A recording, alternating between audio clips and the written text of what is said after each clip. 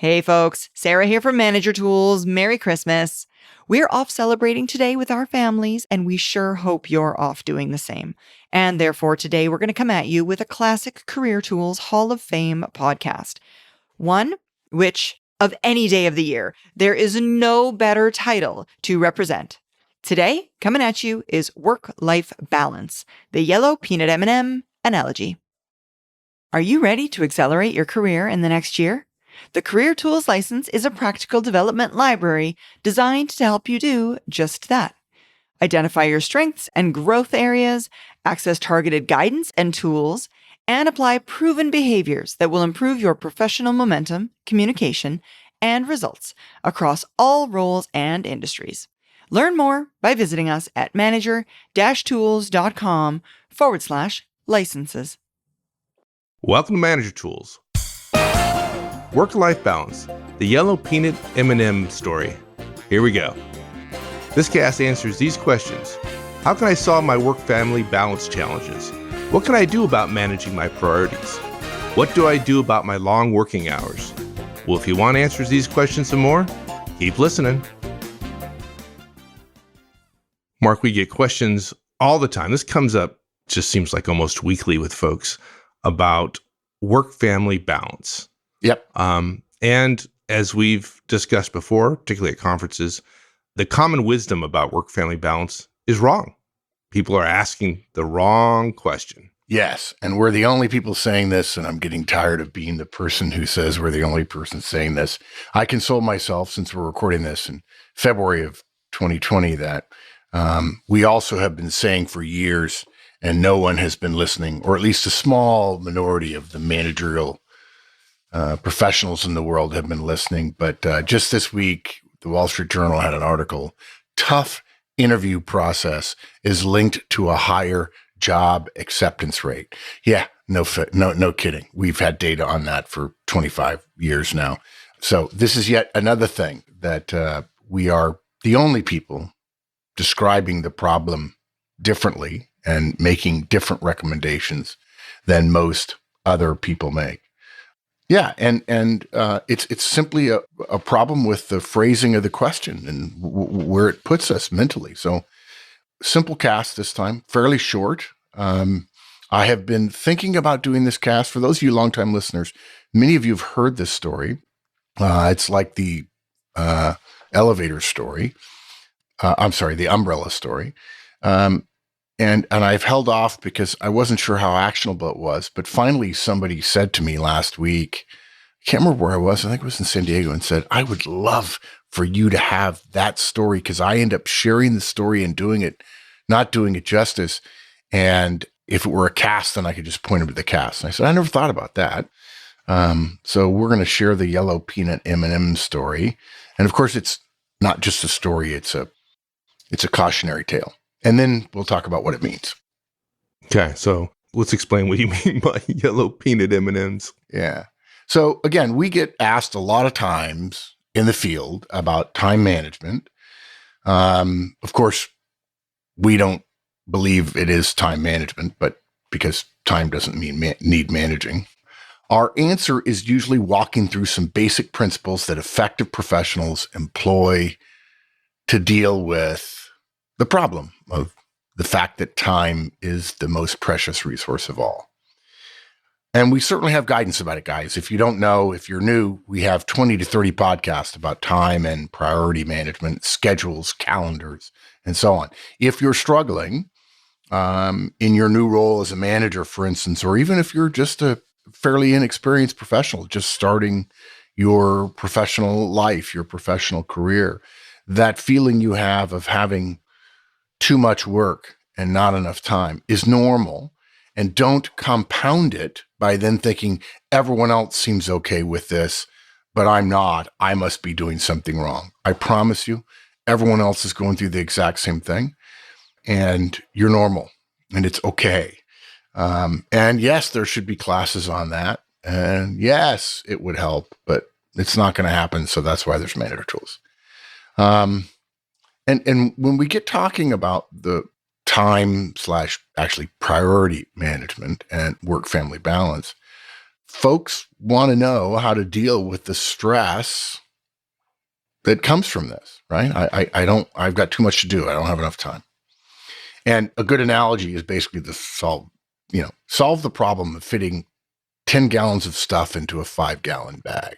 That's how most people feel.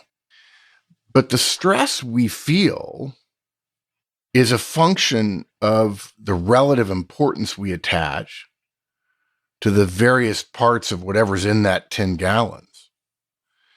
If there's one thing that's important that takes one of those 10 gallons and the other 9 things aren't important, you don't even need to put the other 9 things in the 5-gallon bag. You could just throw any of the 4 in there and you're good. And you wouldn't feel any stress at all about what didn't get in the bag. Okay. But if everything is of equal importance, in other words, you haven't thought through your priorities and made tough choices and accepted some risk by saying, this is my number 1, and the one that I then list as number 4, I'm probably going to be more comfortable with the idea that I didn't nail that one down. If you have priorities, you create visible risk, knowable risk to yourself. Whereas if you don't do the hard work of choosing priorities, there's no risk, there's no extra risk with missing any of them. The problem is you then have to do all of them equally, and you end up spinning plates and inevitably failing. In fact, I would say 60 to 70% of professionals spend their life doing that very thing, particularly so among managers. I'm not going to choose my priorities. I'm going to try to get everything done. This then creates enormous problems when you become a mid-level manager, senior manager, director, senior director, junior VP, because you think your job is to do it all. And then you wonder why your home life suffers and you become burnt out. So when we get into these conversations in the field, that's when I share the yellow peanut M&M analogy or story. And here it is. The problem with work-family balance issues, or the work-family balance problem, is the problem statement itself. Think about the idea of keeping 2 things in balance. That's what work-family balance is, right?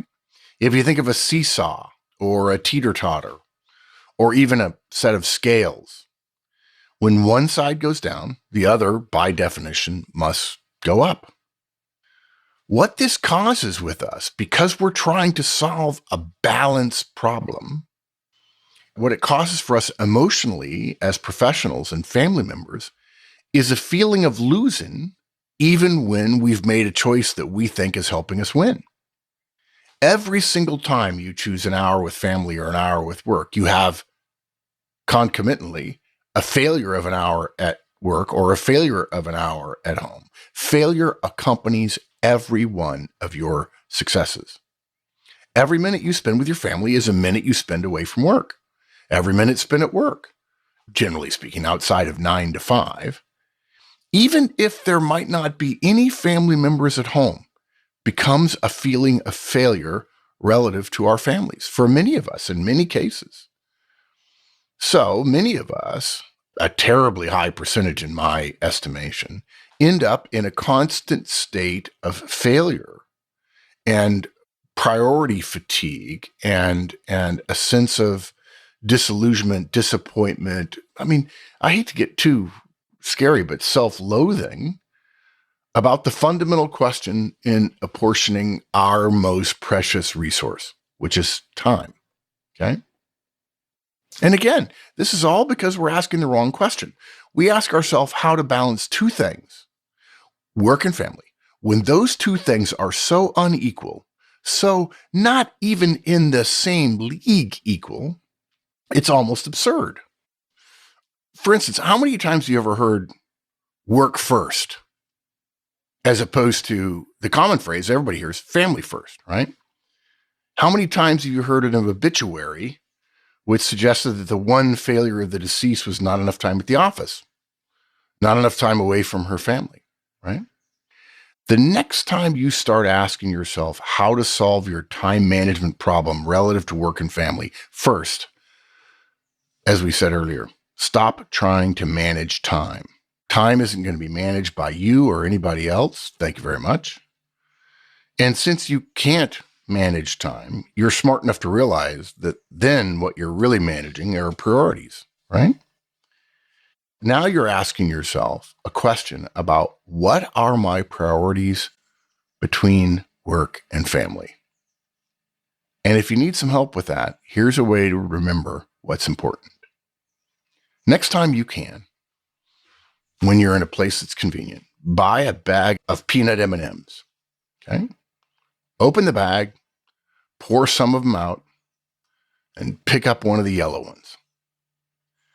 Now go outside and find the sun.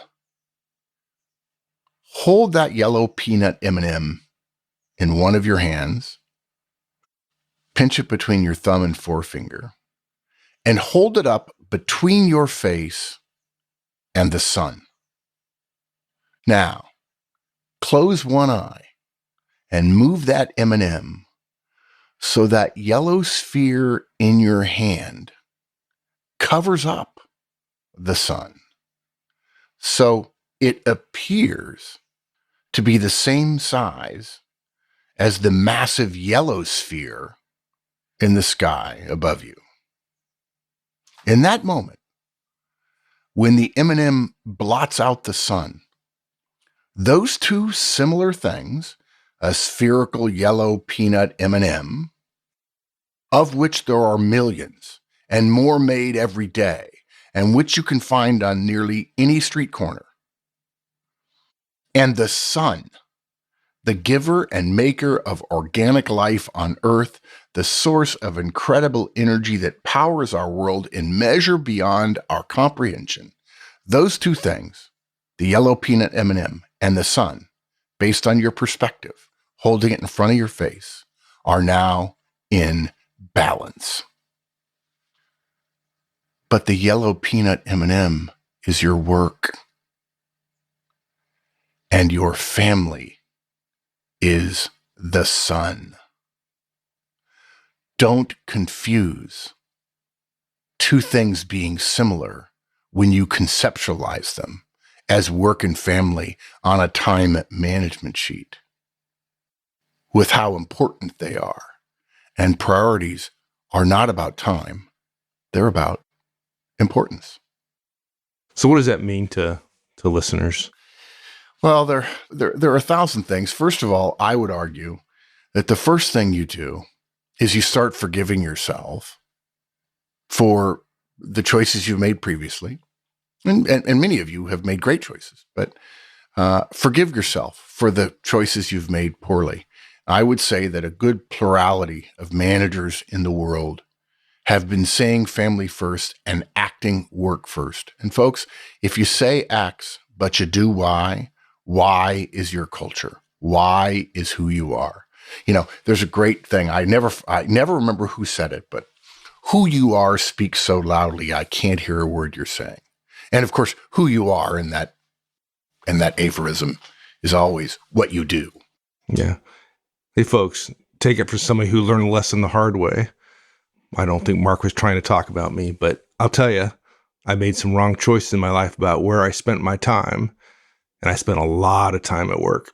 I was the guy doing email at 3:00 in the morning kind of stuff. I remember. Thinking that in the long term, it's going to make sense because I'm being successful. I'm getting tons of stock, getting tons of options, and on paper, I'm worth millions of dollars. Then company goes broke, and those millions turned into $648. That's right. And then you start wondering, like, oh, yeah, I was going to have all this. I was going to be able to give to my family at the end of that time. I was going to be able to send them to the best colleges. I was going to be able to take these fantastic vacations. In the future, I was going to spend time with my family. Yeah. Bad choices. Now, luckily, family turned out okay, but Of course they did. Yeah.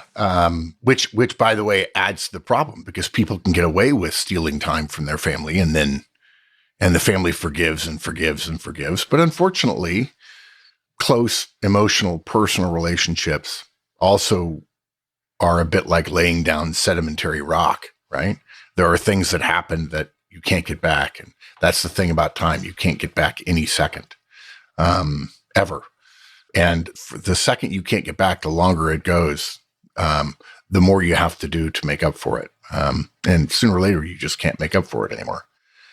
So, folks, to his credit, Mike has forgiven himself and has made changes in how he lives his life.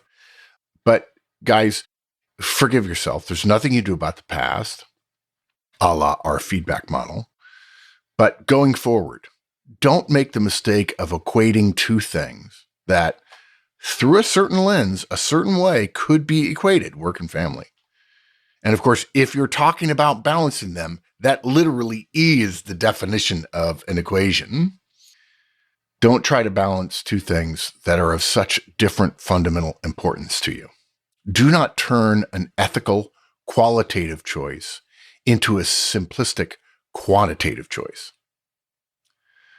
Live the guidance of putting your family first by scheduling time for your family first every week of your professional life. You can't say family first and then spend the majority of your thoughts and time and energy and emotions thinking about work. So Sunday night, when you're planning your calendar, you're talking to your spouse about it. Talk to your spouse about your work calendar and its potential impact. If you're a two-career couple with children, talk about every single day who's picking up and who's not. And even if somebody else has been picking up 5 days a week, ask yourself whether or not you're the leader of the free world or you're somebody who 1 day a week can pick your kids up from daycare. Schedule 1 day at least each week where you guarantee your spouse or partner or children that you will be home at a specific time. And not 8 p.m., but 5 p.m., 5:30, 6 o'clock.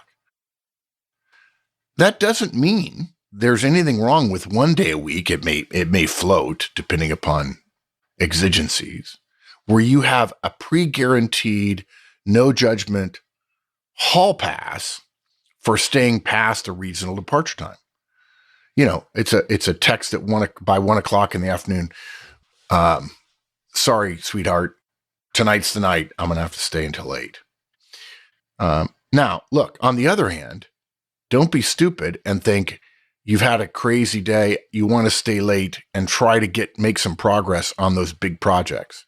Your ego strength late in the day will be 0 and you won't make any headway. I've got video of managers sitting at their desk between 5 and 7 o'clock in the evening. Nothing intelligent happens. And part of the reason we're doing this cast now is because Career Tools will have a special cast coming out as well this week about work-family balance and making choices. Even if you don't have children, take time to focus on your spouse 1 evening a week, guaranteed. It's okay if that day of the week, again, is based on work exigencies, but we found you have far more latitude to be insistent on this with your organization, a la, therefore, your boss, than most people are willing to politely insist upon. Okay? If you're going to make a stand about your spouse at work. This also doesn't mean that you can't get up early on Saturday to work. As long as you can close the book on that work the moment your household starts to stir, it's totally fine. I remember reading a quote 25 years ago that said, there are too many people who wish for immortality who get bored on lazy Sunday afternoons. The idea of boredom is anathema to professionals. So get up early. Now, if you like to sleep, great. There's no problem. Go to bed earlier. It's not hard to do. And by the way, don't utter out loud as a professional that you're not a morning person. All human beings are built to be morning people. You're just staying up too late. This also doesn't mean that you can't ask in advance for some time on a weekend. Ask your spouse for time on a weekend to accomplish some work. But it's got to be in advance, guys. It has to not be in conflict with time specific, otherwise scheduled time for your spouse or partner or children. Train yourself And it will take you a while to train yourself when you're with your family to feel your work phone vibrating and not reach into your pocket reflexively for it. I always get laughs when I'm presenting and I say, have you ever felt your phone in your pocket vibrating and you reach for it and it's not even there? Yeah, that's actually a disease. There's a name for it. It's like subconscious systematic nervous response or something. I don't know. And you've been trained. We're Pavlov's dogs now regarding our digital devices. And look, if you're alone in your kitchen preparing a meal for your family, that still is time you're with your family. Don't answer your phone. When you go on vacation, be on vacation. Don't dial into conference calls. Learn how to select and train your number two. And let them learn what it's like to be you. Your organization assumes you're doing that anyway, by the way, and frankly expects you to do it too, but nobody does it. One call in a week off, a big one, say that the CEO is going to be on during a week off. Okay, fine. But other times on vacation, put your phone out of reach. Mike, you used to tell me stories about going down to the Outer Banks, and you would take 2 weeks of vacation in a row because you needed the 2 weeks because it took you a week to decompress and overcome that sense of always onness before during the second week you were at peace about everything. And that was really your vacation week. Yeah, because I had that disease where my thigh vibrated and I reached for my phone, and I wasn't smart enough at the time to do things like not work at all. Right? It's just silly stuff we all do. Yeah, I also think there's another piece of this, which is there are people who, I had this occur to me when I was on a golf vacation in New Zealand recently. And I left my phone in our hotel room and my wife and I were playing golf together. And somebody said, oh, here, I'll text it to you. And he said, do you want to grab your phone? I'm like, no, my phone's in the room. And he's like, oh, I can't do that. I'm too important or busy or whatever. He actually did like a humble brag. Well, maybe that was just plain bragging that, I'm so important. I can't set my phone down. I wonder how your spouse feels about that. Anyway. Yeah. And folks, I'm not laughing at this guy. I'm laughing at myself because almost all these things I remember doing I've it like done. Yeah. Guys, it's not like we knew all this stuff when we were born. We're doing manager tools because we're trying to keep you from making the stupid mistakes we did. And some of the stupid mistakes we made is because we didn't know what we were doing. And some of the stupid mistakes we made were because managers and executives above us didn't take the time to tell us what was going on. And they expect you to learn the hard way. And that's dumb. It's a waste of productivity. It's a waste of energy. We've said before, part of the reason the joy for us in doing manager tools is not just reducing your pain, but we believe if every manager was fully capable, highly knowledgeable about management, the way good engineers are or good software developers are, there would be no hunger, no famine, no disease, no pestilence in the world. Because human organizations would be so much more massively productive. There'd be so much more profitability. More money will be donated to places that need it. And companies would produce more with the same number of people that could address the problems that the world is facing. Now, look, guys, we know our bosses play a role here. But it's more of an offstage role than most of us are willing to create under the circumstances. If your boss refuses to allow you to do some of the things we're talking about here, then your boss is telling you your priorities are wrong, which you will look back on later in your career, and we promise this, Mike and I both, as a mistake in acquiescing to.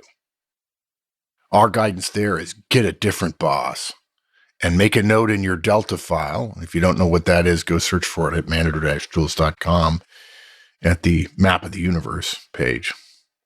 Yeah, that may be one of the most unspoken key decisions that you make as a professional. Who do you work for? Yeah.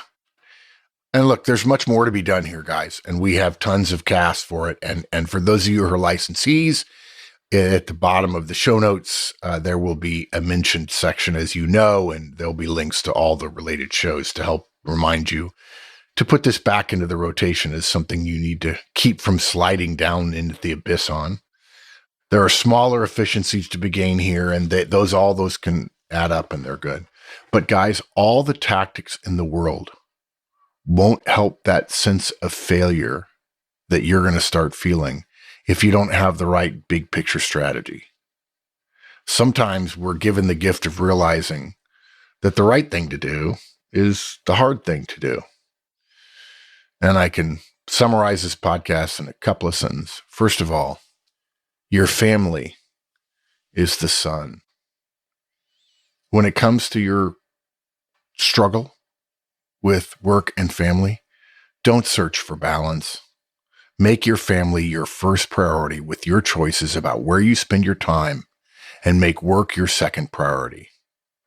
When you get the big choice right, the small choices won't sting you as often or as much. Your family is the sun. Well said. I wonder how many new folks to Manager Tools would be surprised by this. I'm curious. Yeah. Folks, we have a long-term licensee shout out to share with you this week. Mahmoud Hanif has been with us essentially since the very beginning. If I'm not mistaken, based on our records, he came to one of our very first public conferences in Chicago in March of 2008. He's been a licensee, I think we can safely say forever, or very nearly so. Mahmoud, we're thrilled that you trust us with your professional and managerial guidance. We're thrilled to be able to serve you. And as we come up on our 15th anniversary, we hope we can do it for many more years to come. Thanks for being part of our community. Thanks, dude. Thanks, Barter. Thanks, everyone. We'll see you all next week. In the meantime, have a great one. So long.